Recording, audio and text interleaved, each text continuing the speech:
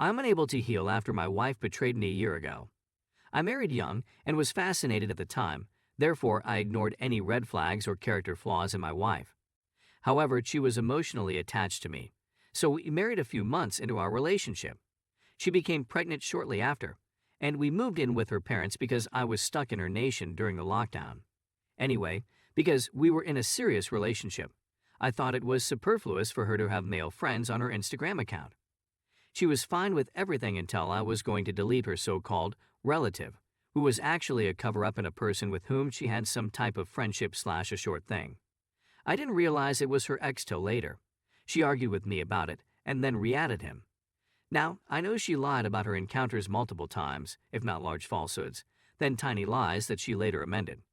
Keep in mind that I didn't mind it, but it was the fact that she lied about it that bothered me.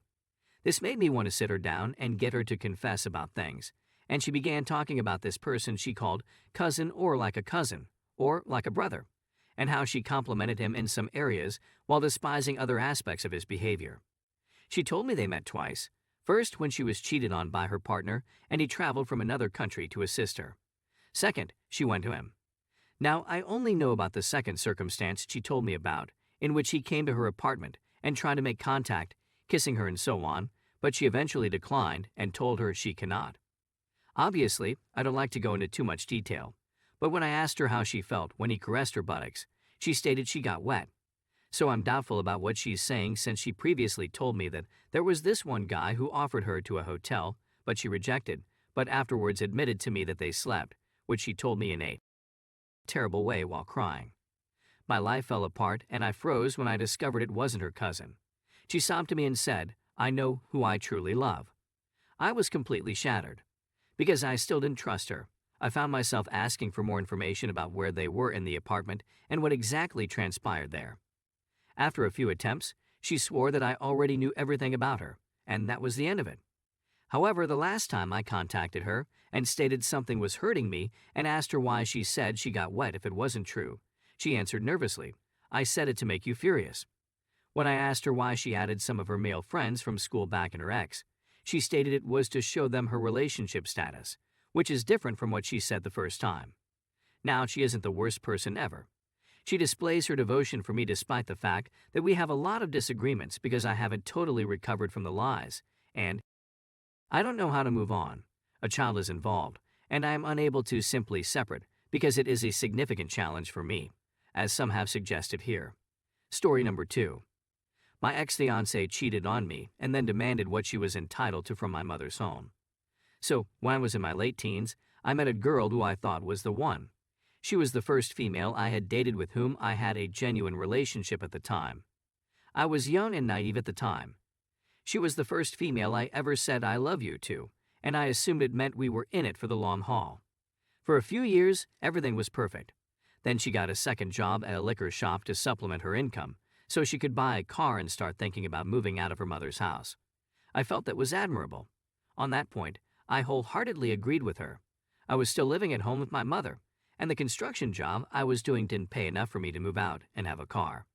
We could surely afford a place of our own with her working 2 jobs. After a few months of working at the booze store, including one robbery in which a guy struck her in the head, she began to act strangely. I attributed it to the robbery incident. That messed with her a little. It didn't set off any warning bells, but she had purchased a car and began giving one of her male employees rides home when her shift ended. I didn't think anything of it. That's all there was to it. Not only through her coworkers, but also from her best friend, did I learn that she had been cheating on me with this guy after they left work. She cried and denied it when I challenged her about it. I was madly in love. I trusted her.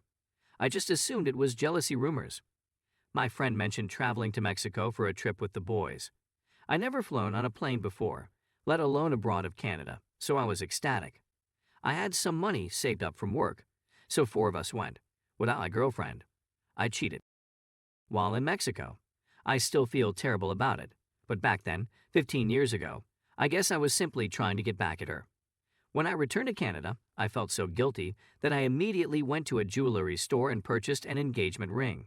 So yes, I used Chandler Bing to find it. She said yes, and everything was back to normal. We had been married for a year and a half. She was still living with her mother, and I was still with mine. During this time, she broke up with me 4 times for the silliest of reasons. She once came over to my house, and her clothes were still wet from when I washed them. Near, but not quite. She stormed out, opening the dryer and grabbing her clothing. When she got home, she dumped me. That was the first occasion. I was devastated. It happened a few more times after that, but they were minor. I wasn't concerned. After the 3rd time, everything was fine. I was out of town on a business training session the last time we split up. On Valentine's Day, I contacted her from my hotel and asked how she planned to celebrate. We have to talk. That's how she began every breakup. I was done at this point. She stated that she wasn't sure whether this was what she wanted to do with her life, yada yada. I concurred. I didn't want a female who would break up with me whenever she was sad. I told her to come over when I got home, bring me the ring, and I'd give her anything she had left at my mother's house. Isn't it simple? Not at all. This is where she goes when she shows up to my mother's place with her mother in tow. She hands me the ring, and I hand her the clothes she left behind, some shampoo and a DVD copy of The Notebook that I paid for but didn't want. She appeared perplexed. I inquired as to the nature of the situation. She looked me in the eyes and said, "Shouldn't I get more?" I assumed I had misheard her. I inquired as to what she meant. Well, we were engaged, so I suppose I should get more stuff. Do I have a right to have? I couldn't stop giggling. I'm not even joking. As upset as I knew I'd be for the next several days, it was the moment I realized I had no love or respect for her. We talked for a while with her mother. No one else was home at the time, who similarly believed she was entitled to more than her possessions. I kicked them out after about 5 minutes of them pointing at everything in my mother's house and stating they wanted it. Bye, good luck, I said to her as she stood at the front step, looking like she wanted to fix something. You're going to need it. You both. The bullet was effectively avoided. Wow, that still astounds me to this day. What makes you believe you deserve my mother's possessions, especially when we don't even live together? Epilogue, I still talk to her mother and brother every once and then. My ex is now a fentanyl-addicted 403 who is in and out of jail and living on the streets. She had a little straight edge when we were together. Even refused to try marijuana with me and just drank infrequently. It astounds me when her brother tells me about finding her sleeping in alleys and talking about the government spraying meth in the air to kill homeless people. She also speaks quite ghetto, which is strange considering she was so proper when we were together. I'm always curious what would happen if I happened to see her working on a street corner. I'd probably feel nothing but pity for her at this stage in my life. That's all I've got. I'm still baffled as to how she departed as hard as she did. Unfortunate. Edit. Some typos have been corrected. I also came up with an amusing tidbit that I thought I'd share. This girl was unable to drive. She got a car, a maroon-colored POS, and drove it for maybe a month before wrecking it. Her insurance company provided her with a rental automobile, which she then drove into a pole in the first week. I suppose they rejected her a rental after that. When she got her car back from the shop, she drove it for almost a month before crashing it again.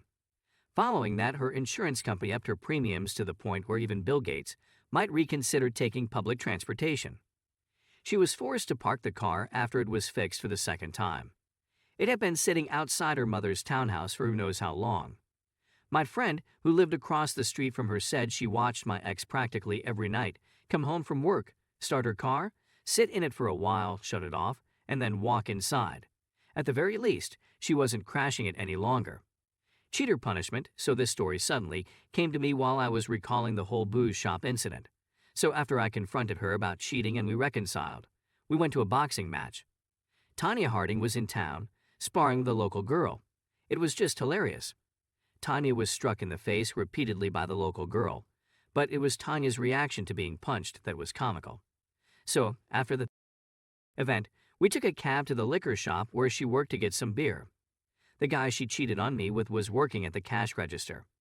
My ex collapsed and ripped a massive hole in the floor when we were paying for the alcohol. I tried to pick up my ex, but the smell hit me like a ton of bricks. Smells hot, thick, and chewy. Oh, my goodness. I took her in my arms and stared at the guy. He had a nasty expression on his face. Ducker, chew on that for a while. Long time after edit. So I'm receiving a lot of flack for being an idiot and claiming that everything is a hoax. Everything is fine. I met this girl about 17 years ago. Back then, I was a completely different person. I deeply regret cheating on her out of maturity, and clearly, I wasn't ready for a meaningful relationship at that moment. In terms of proof, I'd be delighted to speak with a mod and provide whatever evidence I can. I'm not sure what I can say to prevent folks from calling in on this, but I'll try.